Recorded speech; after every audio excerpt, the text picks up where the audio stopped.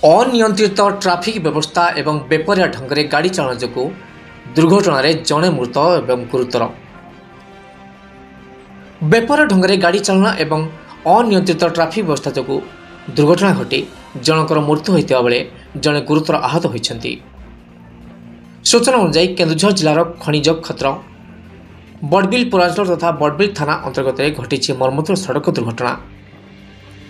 गतकाल राति बड़बिल थाना अंतर्गत बड़बिल कलिंग रोड स्थित बड़बिल नुआ बसस्टाण्ड निकट में मोटरसाइकेल और हाईवे मध्य मुहांमुही धक्का हेबारु मोटरसाइकेल बलाणी थाना अंतर्गत हरमठ ग्रामर दीपक महाकुड़ और देवाशीष चापड़ गुरुतर आहत होते उद्धार कर बड़बिल गोष्ठी स्वास्थ्य केन्द्र को चिकित्सा बेले दीपक महाकुड़ को डाक्तर मृत घोषणा कर देवाशीष अवस्था गुरुतर होबारु कटक बड़ डाक्तखाना को स्थानांतर कर सूचना मिली।